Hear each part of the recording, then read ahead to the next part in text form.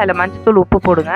போட்டு மீனையும் போட்டு ஒரு கொதி வந்தோடனே ஆஃப் பண்ணி மீனை எடுத்து வெளியில் வச்சுக்கலாம். வச்சுட்டு அதுக்கப்புறம் நம்ம முள் எடுக்கணும்.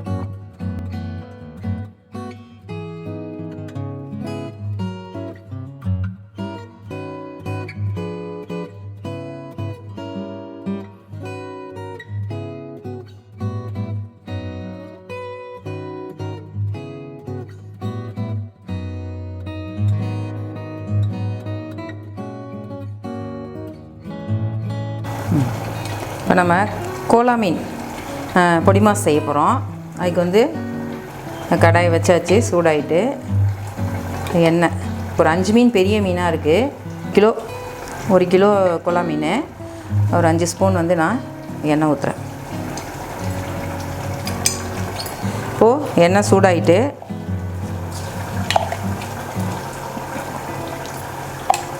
ஒரு சின்ன ஸ்பூன் இது, அதனால் 2 ஸ்பூன் சோம்புத்தூள் போடுறேன். பொடி மாசுங்கிறதுனால கொஞ்சம் வெங்காயம் அதிகமாக தேவைப்படும். ஒரு 3 பெரிய வெங்காயம் கட் பண்ணி வச்சுருக்கேன்.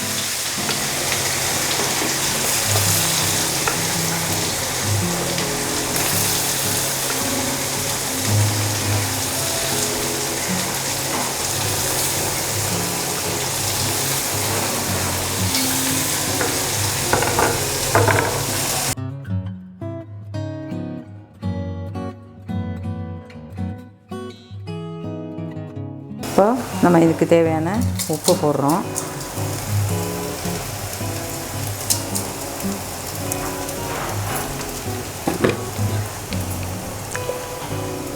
மிளகாத்தூள்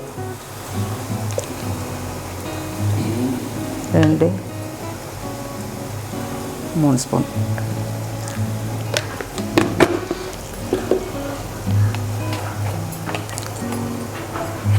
மஞ்சத்தூள்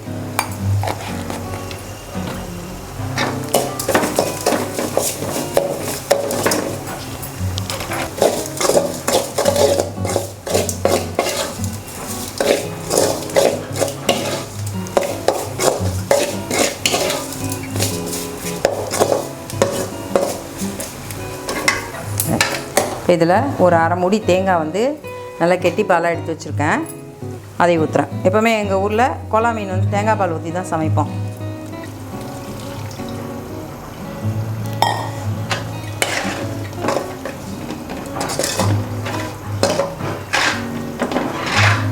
இது நல்லா கொதிச்சு கெட்டி ஆகட்டும். அதுக்குள்ளே நம்ம மீனை வந்து நல்லா முள்ளெல்லாம் எடுத்துகிட்டு வருவோம். ஓகே, இப்போ நம்ம வெங்காயம் வதக்கி மிளகாத்தூள், மஞ்சத்தூள், உப்பு எல்லாம் போட்டுட்டு தேங்காய் பால் ஊற்றிருந்தோம். தேங்காய் பால் வற்றி இந்த ஸ்டேஜுக்கு வந்துருச்சு. இப்போது நம்ம முள் எடுத்து வச்சுருக்கோம், மீன் வச்சுருக்கோம். இந்த மீனை அதோட ஆட் பண்ண போகிறோம். ஜென்ரலாக வந்து நாகப்பட்டினம் ஏரியாவிலே இந்த கோலா மீன் வந்து ரொம்ப ஃபேமஸ்ஸு. அங்கே கோலா ரொம்ப ஃப்ரெஷ்ஷாக காலையில் போட்டு போவோம், மத்தியானம் மீன் வரும், சாயங்காலம் போட்டு போவோம், ராத்திரி வரும். ராத்திரி கூட நாங்கள் மீனை வாங்கி சமைப்போம், ஃப்ரெஷ்ஷான மீன். இங்கே ரேராக தான் கிடைக்கும் திருச்சியில். இந்த மீன் வந்து சாதாரணமாக தான் வறுப்பாங்க.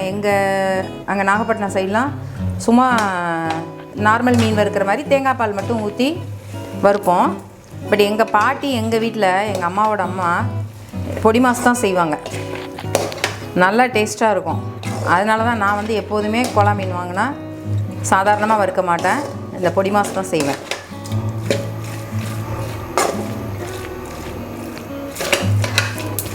அடுப்பு சிம்மில் இருந்தது, ஹையில் வச்சுக்குவோம்.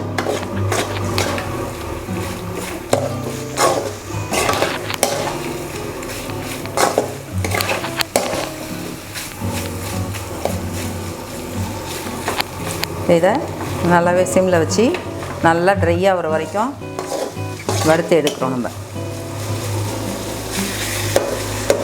இதுக்கு வேறு ஒன்றும் தேவை கிடையாது. வேணால் இந்த ஸ்டேஜில் நீங்கள் உப்பு பத்தலைன்னா உப்பு போட்டுக்கலாம், மிளகாத்தூள் வேணால் மிளகாத்தூள் கூட ஆட் பண்ணிக்கலாம்.